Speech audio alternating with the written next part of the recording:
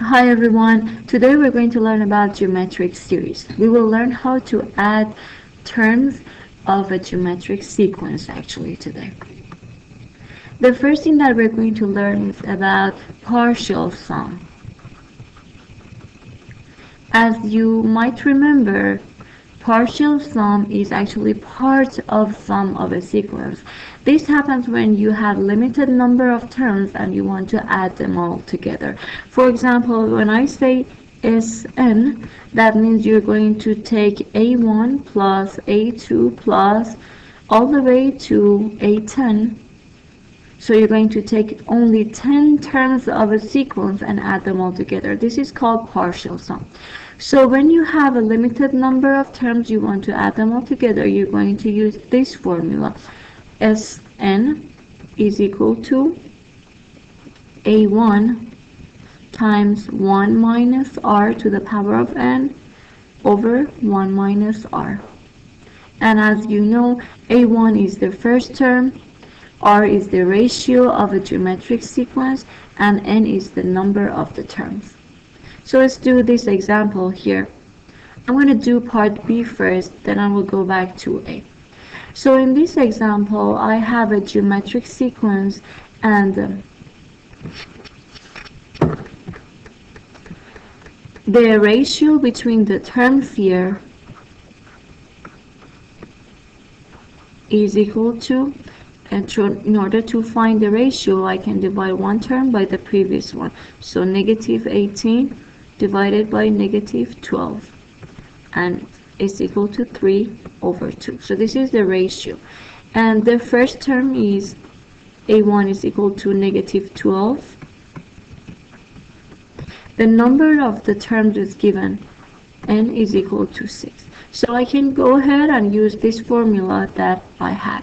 So Sn is equal to A1 1 minus r to the n 1 minus r. This is the formula that I'm going to use. S6 actually, because n is 6, equal to negative 12 times 1 minus 3 over 2 to the power of 6 over 1 minus 3 over 2.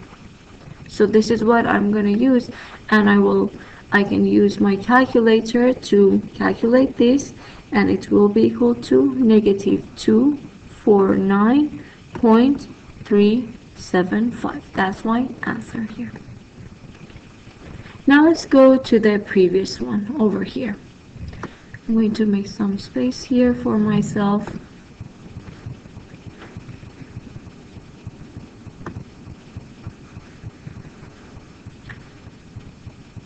Okay.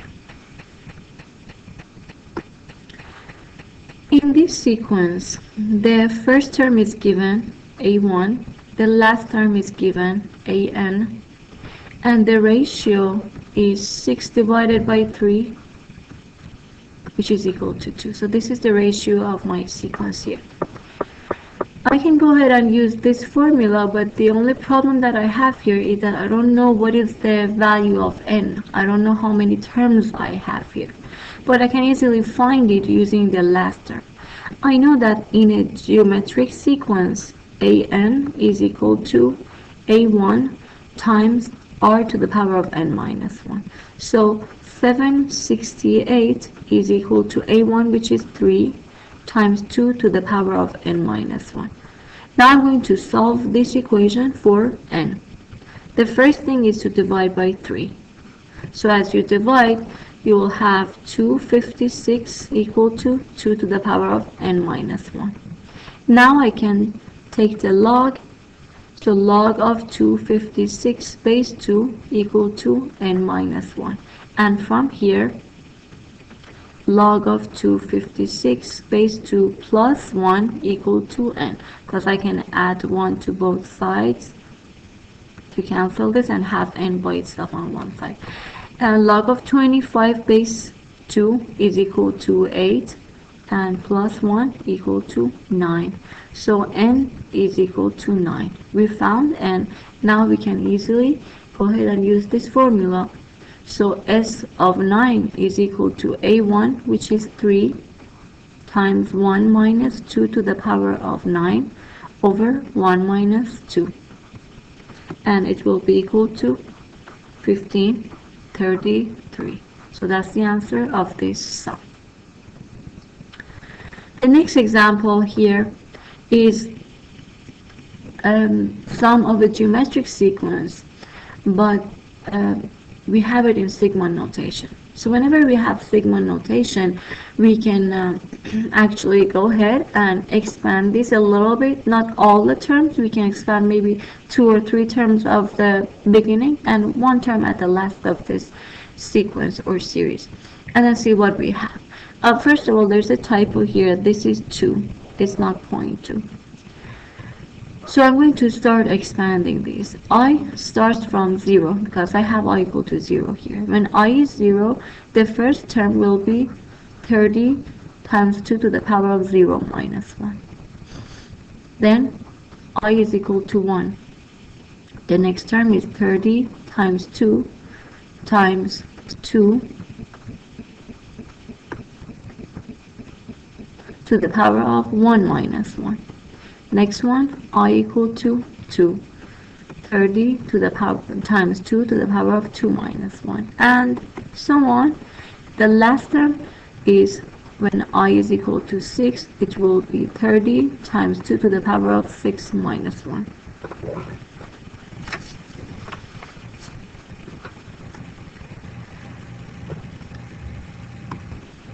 Which basically we don't even need to find the last term here.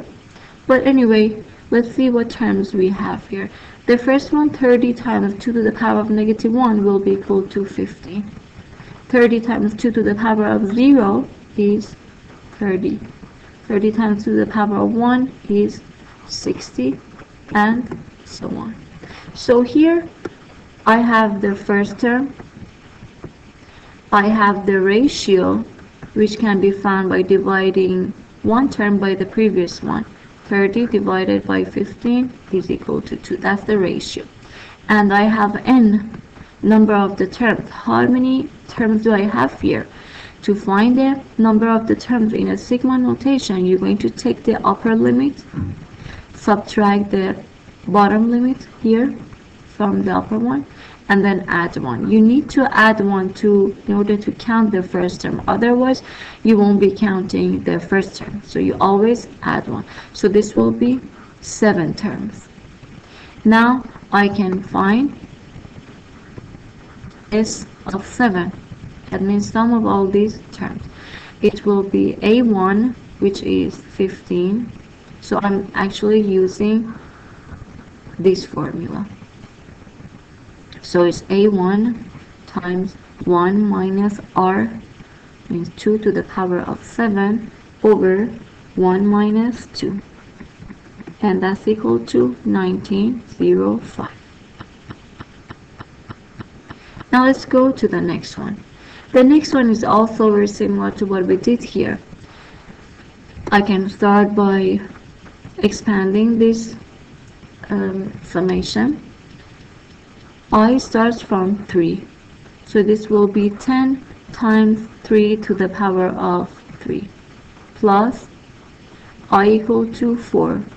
10 times 3 to the power of 4.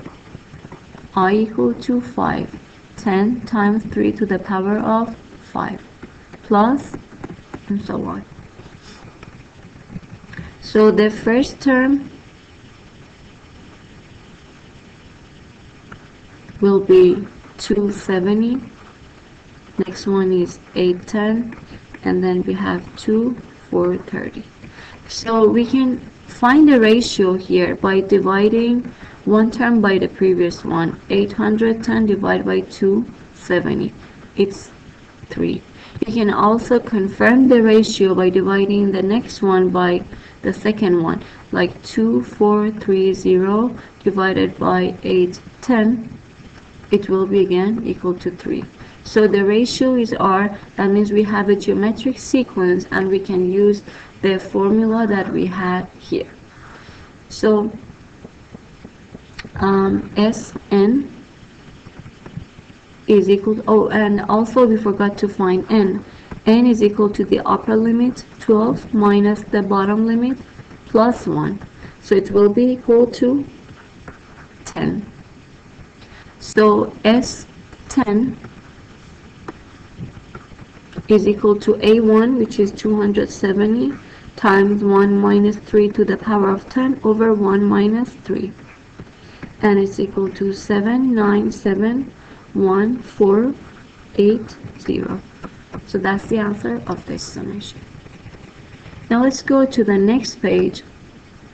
What we learned before in the previous page was partial sum. That means when you have, as I told you, when we have limited number of the terms. But here, in these examples that you see, we don't have limited number of terms. We have infinite number of terms. These kind of series are called infinite geometric series because the number of the terms are not going to end. They are continuing forever. We have two different kind of infinite geometric series. One of them is divergent series. First of all, divergent means getting away from each other or increasing infinitely. That means the numbers of the terms are increasing. They are getting bigger and bigger each time. Like this one, 1, 2, 4, 8, 16. Each term is going to be bigger than the previous one. So the values of the terms of this sequence or series is getting bigger and they're getting away from each other. That's why this is called divergent series. When do I have divergent series? That happens when the absolute value of r is greater than 1. That means the ratio is something greater than 1. For example, here the ratio is 2 divided by 1, it's 2. The ratio between all the terms is 2. So ratio is 2. And I'm going to consider absolute value of that. That means regardless of the sign of the ratio, I'm going to consider this case. I don't care if my ratio is equal to 2 or in some other kind of sequences or series it's equal to -2 or -5, whatever. I'm just going to consider the absolute value of that, which is 5, and that absolute value should be greater than 1. Then we have a divergent series. Anyway, so the absolute value of 2 is 2 and it's a bigger number than 1. So I have a divergent series. In this case, because the value of terms are going to increase forever, there is no limit for the end of this series. That means there is no sum here. So if I have a divergent series, there is no sum. The next kind of series are convergent series. Convergent series is when the value of the terms are getting smaller and smaller. So convergent means getting closer together or approaching to a limit. So since the terms of this series are getting smaller and smaller, they're going to get close to a limit. Let's just consider a circle, like a unit circle. I call this 1. And show the values of these terms over here. 1/2, if this circle is 1, 1/2 of it is going to be like this, half. 1/4 is 1/2 of 1 over 2. And then 1/8 is half of that. 1/16 again is half of that. The next one is going to be half of that.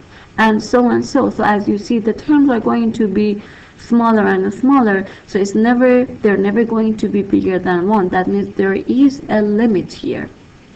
When you have convergent series, that happens when the ratio of your geometric sequence is a number less than 1, basically the absolute value of that. So the ratio here is 1/4 divided by 1/2, which is equal to 1/2. Absolute value of r here is 1/2, is the number less than 1.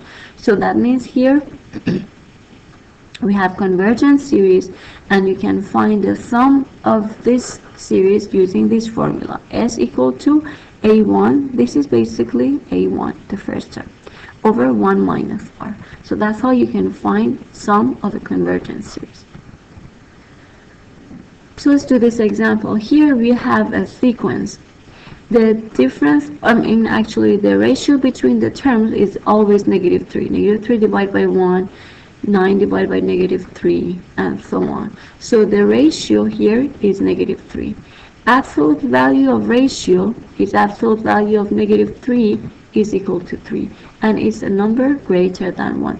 So here we have a divergent series. That means there is no sum here. In next example here, let's find the ratio. The ratio between the terms can be found by dividing each term by the previous one, like 9 divided by 27, which is 1 over 3, or 3 divided by 9, 1 over 3. They are all 1 over 3. So absolute value of R is absolute value of 1 over 3, which is the same value, 1 over 3. So I have a convergent series here, because the absolute value of R is less than 1. So I can use this sum. S is equal to A1 over 1 minus R. A1 is 27. 1 minus R is 1 over 3. And it's equal to 40.5. So that's how you can find sum of a infinite geometric series. This was today's lesson. I hope it was helpful for you. Have a great day.